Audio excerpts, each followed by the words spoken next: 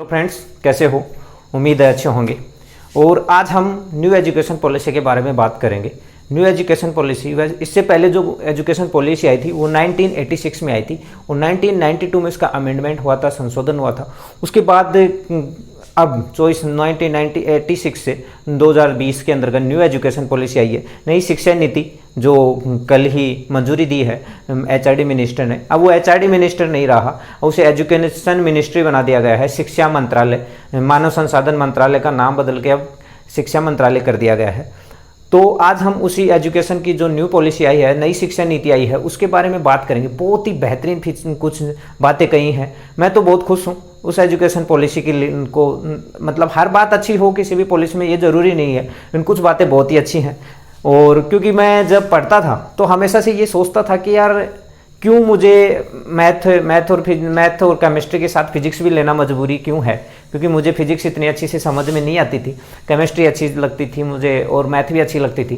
तो मैं हमेशा से ये सोचता था और मेरे हिसाब से हर बच्चे के मन में ये ख्याल आता होगा, क्यों मुझे मैं जो सब्जेक्ट पढ़ना ही नहीं चाहता वो मुझे क्यों पढ़ना पड़ रहा है। तो ऐसा ही इस पॉलिसी के अंतर्गत कुछ किए गए हैं। अब ये तो उसी के बारे में अपन, तो इसलिए मैं खुश हूँ। और दूसरी चीज़ एक दिमाग में बच्चों के ये भी आती थी, जैसे बच्चे क्या करते थे, ऐसा अक्सर होता है गांव में, सिटियों में भी, कि बच्चे कॉलेज में 1 साल पढ़ लेते हैं, फिर सोचते हैं यार अभी नहीं पढ़ना, अभी मैं और कुछ कर लेता हूँ, तो वो 1 साल खराब हो जाता था। तो ऐसी चीज़ें, बहुत सी अच्छी चीज़ें की गई हैं कि अब आपका ना साल खराब होगा, आप चाहे जो पढ़ सकते हो। तो उसी के बारे में मैंने पढ़ा और बहुत अच्छा लगा मुझे। बस ये चीज़ें इम्प्लीमेंट होनी चाहिए, ग्राउंड लेवल पे इनका इम्प्लीमेंटेशन हो तब जाके ज़्यादा बेटर होगा।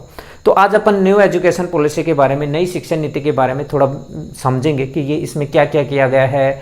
एजुकेशन मिनिस्ट्री और जो उनके सेक्रेटरी हैं उन्होंने मिलके, जो हायर एजुकेशन के बोर्ड हैं उन्होंने मिलके कमेटी, कस्तूरी रंगन कमेटी थी एक, उन्होंने ये पूरी दी थी सिफारिश है और उसी के आधार पर न्यू एजुकेशन पॉलिसी बनाई गई है। तो सबसे पहले एजुकेशन पॉलिसी में हम हायर एजुकेशन की बात करते हैं। हायर एजुकेशन मतलब 12th के बाद की जो एजुकेशन होती है उसमें, और 12th से पहले की एजुकेशन की बात करेंगे। तो हायर एजुकेशन में इन्होंने क्या किया है, देखो 4 साल के 12th के बाद उन्होंने 3 साल का और 4 साल का कोर्स कर दिया है। पहले अगर आप बीएससी करते थे तो 3 साल की होती थी, अब इसमें उन्होंने 3 साल का और 4 साल का 2 अलग अलग कर दिए हैं। देखो अगर आप ऐसा नहीं, पहले देखो क्या होता था, आपने फर्स्ट ईयर में एडमिशन ले लिया, फर्स्ट ईयर में एडमिशन लेने के बाद आपने सेकेंड ईयर में पढ़ाई कंटिन्यू नहीं की और आपने छोड़ दिया, तो 3 या 4 साल का पीरियड होता था। उस साल में आप सेकेंड ईयर में एडमिशन ले सकते हो। अगर 3 या 4 साल गुजर गए उसके बाद आपको दोबारा से फर्स्ट ईयर से कॉलेज करनी पड़ती थी। तो ऐसा था पहले सिस्टम, लेकिन अब उन्होंने कितना अच्छा सिस्टम कर दिया गया है, क्योंकि एक फिक्स ड्यूरेशन होता था, उसके अंदर ही आप बीएससी बीटेक 5-7-8 साल में ही आपको करनी है, नहीं कर पा रहे हो तो आपको फिर से दोबारा से फर्स्ट ईयर में एडमिशन लेके करना पड़ेगा। अब इन्होंने बहुत ही बेहतरीन, बहुत ही, मुझे तो बहुत अच्छा लगा पर्सनली, बहुत ही अच्छा वो कर दिया है। इन्होंने क्या किया, अगर आपने फर्स्ट ईयर में एडमिशन ले लिया, फर्स्ट ईयर में एडमिशन लेके आपका मन कर रहा है सेकेंड ईयर में नहीं पढ़ने का, आपके मजे करने का मन कर रहा है, तो आप फर्स्ट ईयर में आपको एक सर्टिफिकेट दे दिया जाएगा। अब वो सर्टिफिकेट क्या काम करेगा कि सर्टिफिकेट तो दे दिया आपको, अब जैसे ही कहीं आपका 2-4 साल बाद आपका एडमिशन लेने का मन कर रहा है तो आप सीधा सेकेंड ईयर में एडमिशन ले सकते हो। ऐसा नहीं है कि आपका वो जो 1 साल आपने फर्स्ट ईयर में पढ़ा वो खराब चला जाएगा। सबसे अच्छी बात, आपने सेकेंड ईयर पूरा कर लिया तो आपको डिप्लोमा दे दिया जाएगा। अब उस डिप्लोमा का क्या फायदा है, अब फिर से आपका पढ़ने का मन नहीं है, आपको कुछ और करने का मन कर रहा है, तो आप फिर से ऐसा कर सकते हैं। आपको डिप्लोमा मिल गया, आपके ग्रेड पॉइंट सब मिल गए, अब आप 5-7 साल बाद में फिर मजे करके आप आ गए, कहीं घूमे, कहीं और जॉब कर ली, फिर आपका मन कर रहा है कि यार मैं फिर से पढ़ लेता हूँ, तो आप सीधा 3rd ईयर में एडमिशन ले सकते हैं और 3 साल के बाद आपको डिग्री मिलती है। 3 साल की डिग्री का काम क्या है, जैसे जॉब होती है बहुत सी, जैसे एसएससी की जॉब है बहुत सी, जिन्हों में ग्रेजुएशन मांगते हैं वो डिग्री के लिए। 4 साल का इन्होंने जो कॉलेज पीरियड 4 साल का उनके लिए किया गया, 3 साल वाला सिर्फ नौकरियों के लिए, मतलब जिनमें ग्रेजुएशन वाले डिग्री मिल जाएगी 3 साल के बाद।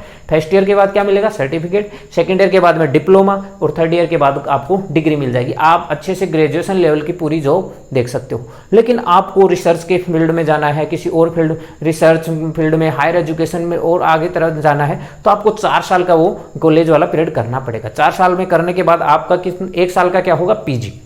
एमफिल इन्होंने पूरा हटा दिया है, एमफिल को ये डिसकंटिन्यू कर रहे हैं, एमफिल का कोई नहीं है। अब पीजी 1 साल का होगा और उसके बाद आप सीधा पीएचडी में एडमिशन ले सकते हैं। ठीक है, तो पहले क्या था, ग्रेजुएशन 3 साल की थी बीएससी वालों की, बीटेक वाले की तो वैसे भी 4 साल का था, तो इन्होंने बीएससी यूएससी में भी 4 साल का कर दिया है।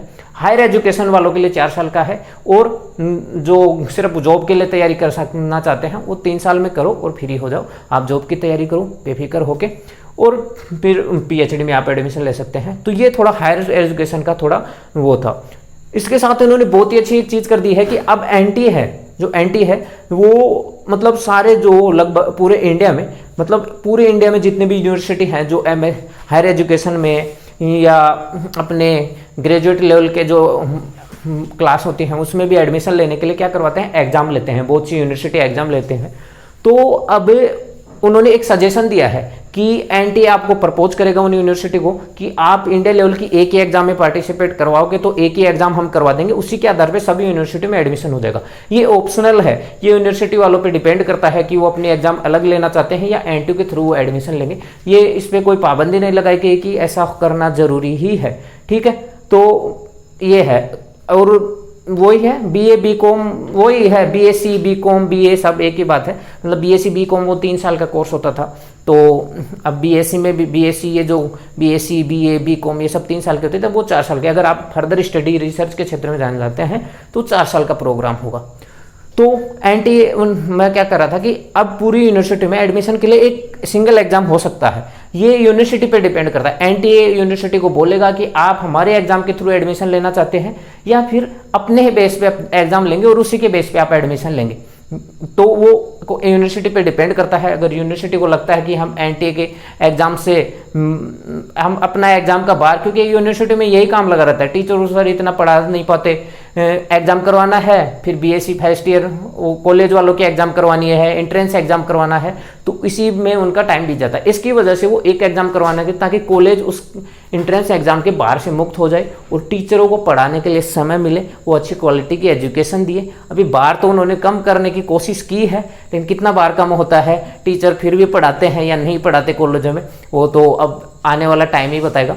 तो ये एक उनका प्रोसेस है। अगर यूनिवर्सिटी चाहेंगी तो एक एग्जाम होगा, सारी यूनिवर्सिटियों का मिलकर एक एग्जाम लिया जाएगा। जैसे कि मैं कहूँ 12th के बेस पे जैसे नीट का एग्जाम होता है, पूरे इंडिया लेवल पे एक एग्जाम हो जाता है, और पूरे इंडिया में बहुत सारी मेडिकल कॉलेजें हैं वो नीट के स्कोर के आधार पर ही एडमिशन ले लेते हैं, तो वैसे ही ये करवा सकते हैं। लेकिन ये ऑप्शनल है, ये यूनिवर्सिटियों पे डिपेंड करता है कि वो अलग एग्जाम लेना चाहते हैं या नहीं लेना चाहते।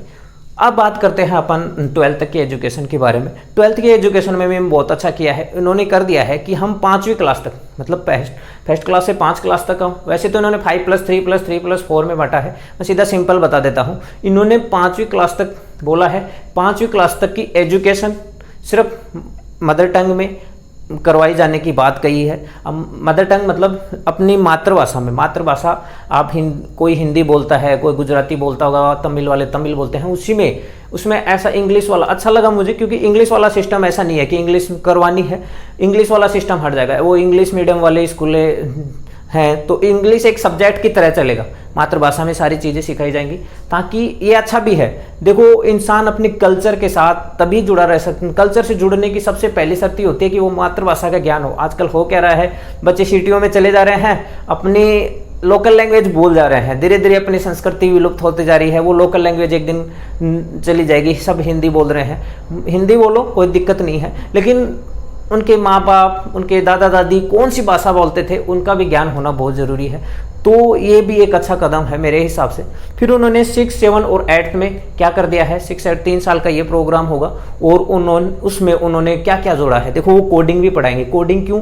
क्योंकि ताकि आप में स्किल डेवलप हो सके। सबसे बड़ी प्रॉब्लम आज इंडिया के एजुकेशन सिस्टम में क्या आ रही है कि सब पढ़ लिख रहे हैं, बहुत पढ़ लिया, बीएससी कर लिया, एमएससी कर लिया, बीटेक कर लिया, एमटेक कर लिया, लेकिन स्किल सबसे बड़ी दिक्कत है आज।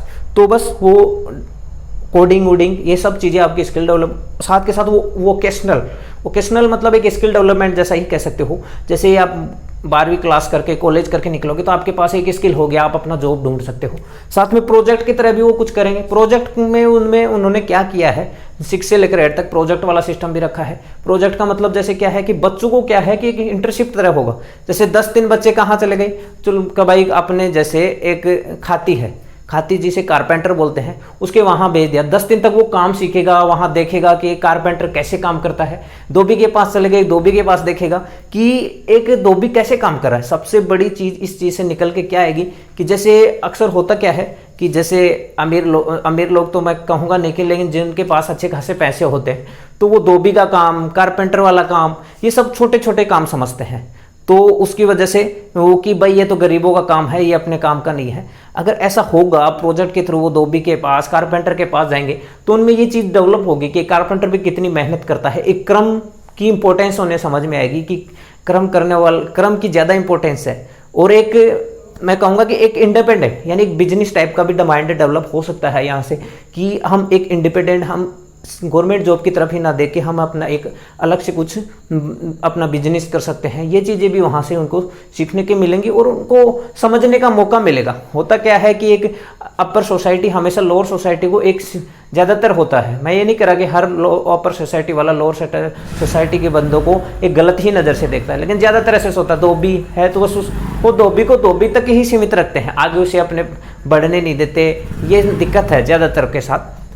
मोस्टली आजकल ऐसा धीरे धीरे कम हो रहा है, ये जातिवाद ये धीरे धीरे कम हो जाएगा, ये इसमें कोई दिक्कत नहीं। लेकिन ऐसी चीज़ें होंगी तो ये चीज़ भी खत्म होगी, बहुत ही बेहतरीन है, ताकि लोगों को समझ पाएंगे, सब समझ पाएंगे, तो उनके क्रम का एक इंपॉर्टेंस पता चलेगी। फिर 9th से 12th तक इन्होंने बहुत ही अच्छा काम कर दिया है। 9th से 12th में इन्होंने सेमेस्टर वाइज शुरू कर दिया है। साथ के साथ जिस बात को लेकर मैं अभी जो बात कर रहा था कि हम हमेशा सोचते रहते थे कि क्यों मुझे केमिस्ट्री और मैथ के साथ फिजिक्स भी पढ़ना पड़ रहा है, अब यहाँ ऐसा नहीं होगा।